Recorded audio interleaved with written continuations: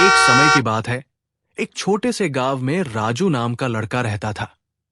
राजू एक सामान्य परिवार से था, लेकिन उसमें एक खास बात थी। उसे खेलों से बहुत लगाव था। सुबह से लेकर शाम तक उसका मन सिर्फ खेलने में ही लगता था। स्कूल से आते ही बस्ता एक तरफ रखता और सीधा मैदान की ओर भाग जाता। उसका गांव छोटा था, लेकिन बच्चे बहुत शरारती और खेलों के दीवाने थे। कोई कबड्डी खेलता, कोई लुका छुपी, कोई गिल्ली डंडा। राजू हर खेल में हिस्सा लेता और अक्सर जीत भी जाता।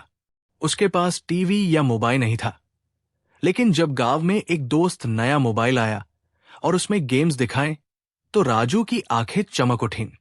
उसने पहली बार मोबाइल पर सांप वाला गेम खेला और फिर तो उसका सपना बन गया कि कभी वो भी ऐसा गेम खुद बनाए या खेले। लेकिन परेशानी यह थी कि राजू का ध्यान अब पढ़ाई से हटने लगा था।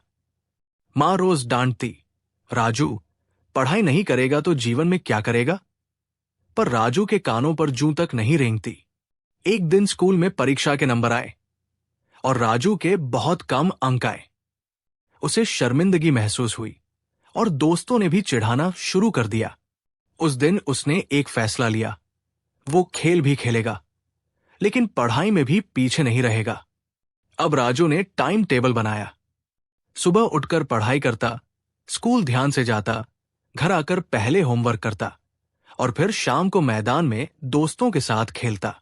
जब गांव में मोबाइल गेम टूर्नामेंट हुआ, तो उसने उसमें भी हिस्सा लिया और जीता भी। अब राजू गांव का हीरो बन चुका था। छोटे बच्चे उससे खेल सीखते, बड़े लोग उसकी तारीफ करते और टीचर भी खुश रहते कि अब वो पढ़ाई में भी आगे है। उसकी मां की आंखों में खुशी के आंसू आ गए।